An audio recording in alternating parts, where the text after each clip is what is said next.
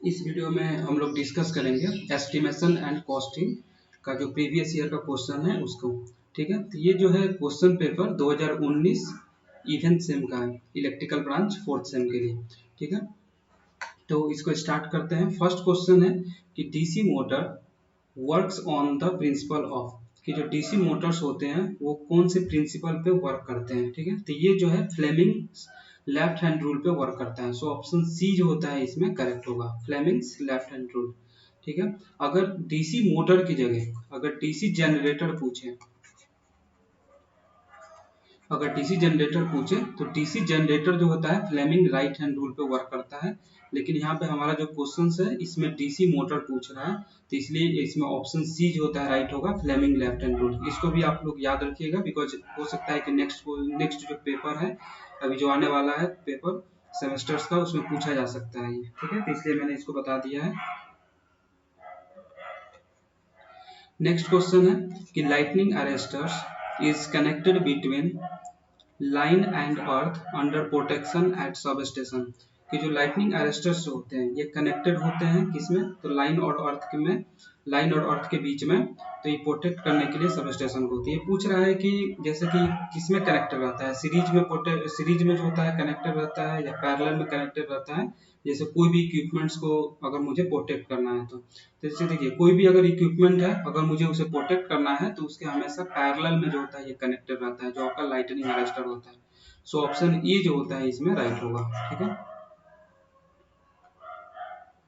Next question है कि the value of low voltage does not exceed under normal condition, कि जो value जो है लो वोल्टेज का वो एक्सीड नहीं करना चाहिए कितना वोल्टेज से, मतलब नॉर्मल कंडीशन में तो 250 वोल्ट से एक्सीड नहीं करना चाहिए। सो ऑप्शन बी जो होता है इसमें राइट होगा। तो मतलब नॉर्मल जब ऑपरेटिंग कंडीशन होगा, यानी कि जब कोई फॉल्ट वगैरह ऑकर नहीं होगा, तो उस समय 250 वोल्ट से ज़्यादा वोल्टेज नहीं होना चाहिए, अगर लो वोल्टेज का अगर हम बात करें तो इसका वैल्यू।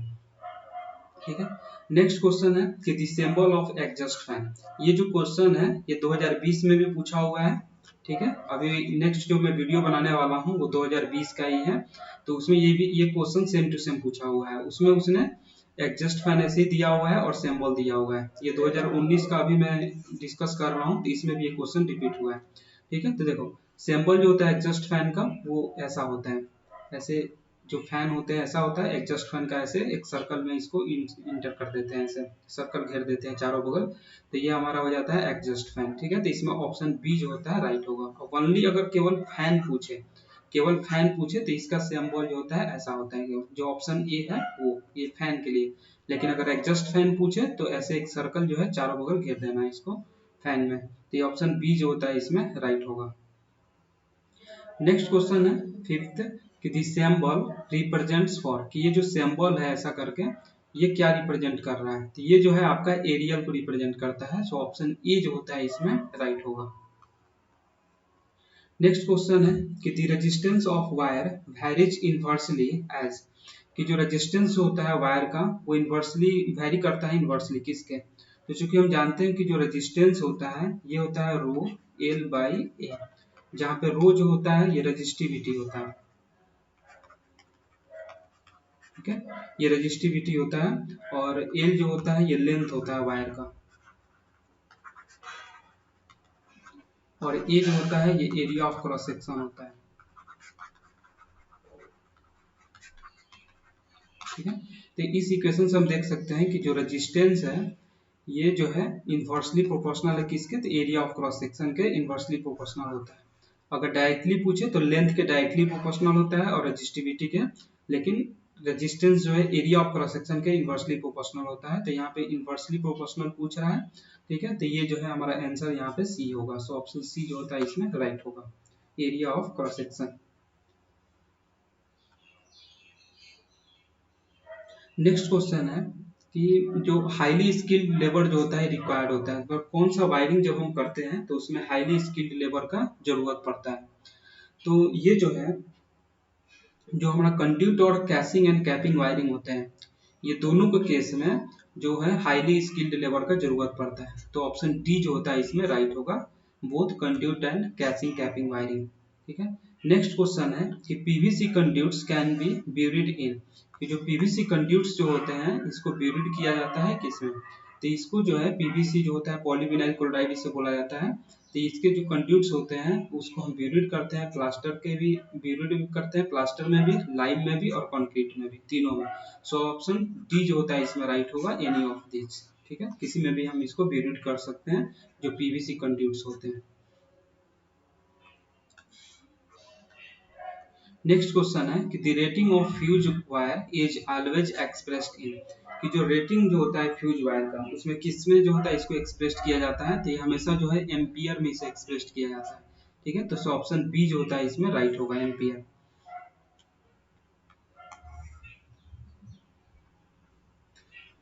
नेक्स्ट क्वेश्चन है कि the insulation on a current carrying conductor is provided to prevent, कि जो इंसुलेशन जो होता है जो करंट कैरिंग कंडक्टर होते हैं उसके ऊपर किस लिए प्रोवाइड किया जाता है, तो उसमें कोई लीकेज करंट फ्लो ना करे इसके लिए भी किया जाता है, और शॉक भी ना लगे हमें, तो इसलिए जो होता है दोनों में काम करता है ये, लीकेज करंट या करंट लीकेज को प्रिवेंट करता है और शॉक लगने से भी प्रिवेंट करता है ये। सो ऑप्शन इसमें सी जो होता है इसमें राइट होगा, both A and B.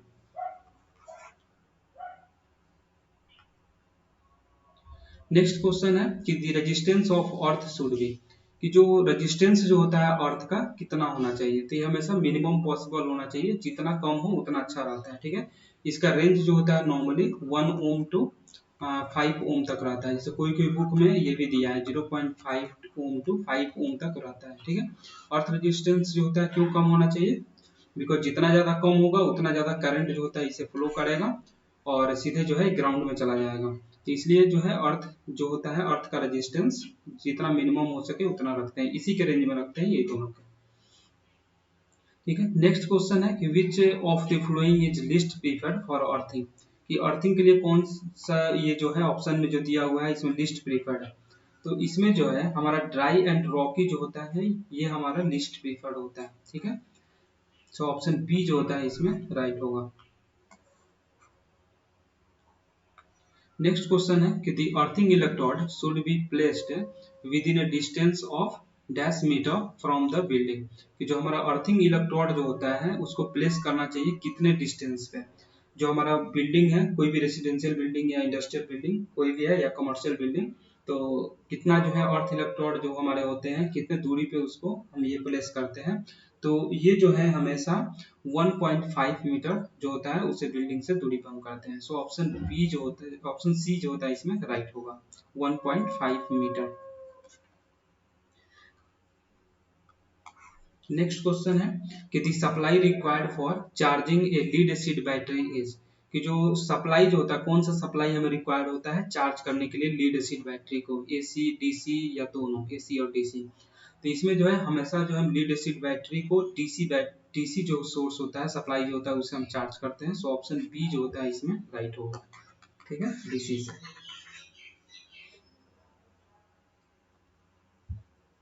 Next question है कि the electrical resistance from the point of connection with the earth electrode to any point is not more than, कि जो इलेक्ट्रिकल रेजिस्टेंस होता है जहाँ पे भी हमने कनेक्शन किया हुआ है अर्थ इलेक्ट्रोड के साथ में और जो पॉइंट जो होता है उससे कोई भी पॉइंट से, तो उसमें कितना से ज़्यादा नहीं होना चाहिए। ठीक है, तो ये जो है हमारा 5 ओम से ज़्यादा नहीं होना चाहिए, मैंने मिनिमम और मैक्सिमम वैल्यू मैंने बताया था अभी कि 0.5 ओम से लेके 5 ओम तक इसका होना चाहिए। ठीक है, तो इससे ज़्यादा जो है हमारा नहीं होना चाहिए। सो ऑप्शन बी जो होता है इसमें राइट होगा, ऑप्शन बी 5 ओम, इससे ज़्यादा नहीं होना चाहिए, इससे कम रहेगा तो ठीक है लेकिन इससे ज़्यादा नहीं होना चाहिए, 5 ओम इसका होगा। नेक्स्ट क्वेश्चन है कि according to IE regulation for the insulation resistance of no gas should be less than, कि जो अकॉर्डिंग टू आई जो रेगुलेशंस है उससे इंसुलेशन रेजिस्टेंस जो होता है हमारा कितना से कम नहीं होना चाहिए कोई भी केसेस में, तो ये जो है 0.5 मेगा ओम से कम नहीं होना चाहिए। ठीक है, तो ये जो ऑप्शन डी जो होता है इसमें आपका राइट होगा। नेक्स्ट क्वेश्चन है कि all lamps unless otherwise required are to be hung at height of dash metre above the floor level, कि जितने भी हमारे लैंप्स वगैरह होते हैं जब तक कि आपको रिक्वायर्ड ना हो तो आपको कितने दूरी पे मतलब कि कितने ऊंचाई पे आपको इसको टांगना चाहिए, कितने मीटर पे, मतलब कि जो आपका फ्लोर लेवल है उससे, तो हमेशा जो है 2.5 मीटर के जो होता है इतने हाइट पे 2.5 मीटर के हाइट तक हमको उसके ऊपर तक हमें प्रयास करना चाहिए कि फ्लोर लेवल के उतने ऊपर तक हम उसको प्लेस करें, जो इतने भी हमारे लैंप होते हैं। ठीक है, तो 2.5 मीटर। ठीक है, नेक्स्ट क्वेश्चन है नो फ्यूज और switch is to be provided in dash conductor, कि जो हमारा कोई भी फ्यूज होता है या स्विच होता है हम कनेक्ट नहीं करते हैं, प्रोवाइड नहीं करते हैं कौन से कंडक्टर में, तो जो है न्यूट्रल जो होता है उसमें हम कभी भी कनेक्ट नहीं करते हैं इसको। ठीक है, ये क्वेश्चन जो इसमें ऑप्शन बी जो होता है ये राइट होगा।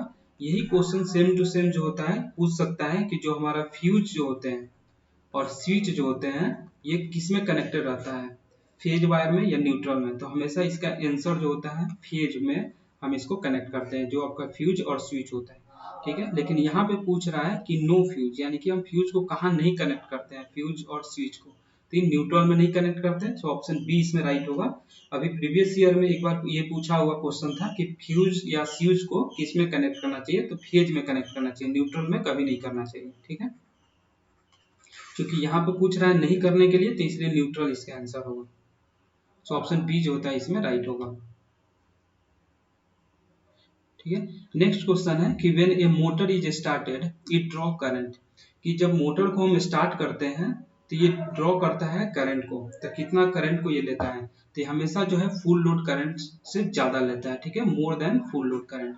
इसीलिए तो स्टार्ट करने के लिए हम स्टार्टर इसमें यूज करते हैं। ये स्टार्टर क्या करता है कि रेजिस्टेंस इसमें इंक्रीज करता है, जैसे स्टूड्स टाइप के लगे हुए रहते हैं, और रेजिस्टेंस इंक्रीज करने के कारण इसमें क्या होता है सीरीज में रेजिस्टेंस जोड़ देते हैं, वोल्टेज ड्रॉप जो होता है वो आपका इसमें इंक्रीज कर जाता है, तो करंट ऑटोमेटिकली जो होता है हमारा इसमें कम हो जाता है बस स्टार्टिंग के टाइम पे। तो इसमें more than full load current को ये ड्रॉ करता है जब भी हमारा मोटर स्टार्ट होता है तो। लेकिन इसलिए इस फुल जो ज्यादा करंट जो स्टार्टिंग करंट हमारा फ्लो करता है उसे प्रोटेक्ट करने के लिए हम मोटर में स्टार्टर यूज करते हैं। ठीक है, नेक्स्ट क्वेश्चन है next question what is the maximum load that is usually connected in power सब सर्किट, तो ये जो है पावर सब सर्किट में 3000 वाट तक हम मैक्सिमम लोड कनेक्ट करते हैं। ठीक है, 3000 वाट तक। अगर वही जो है लाइटिंग सब सर्किट में पूछे, ठीक है, लाइटिंग सब सर्किट में अगर पूछे तो वहां पे मैक्सिमम हम 800 वाट तक ऐड करते हैं। लेकिन अगर पावर पूछे, जैसे पावर सब सर्किट है वहां पे अगर पूछे तो 3000 वाट तक हम मैक्सिमम इसमें कनेक्ट कर सकते हैं। ठीक है, तो इसमें ऑप्शन सी जो होता है वो राइट होगा, ऑप्शन सी। ठीक है, तो इस वीडियो में इतना ही। अगर आपको कोई भी क्वेश्चन में इसमें जो है अगर डाउट है तो आप जो है कमेंट बॉक्स में आप पूछ सकते हैं। ठीक है, thanks for watching this video.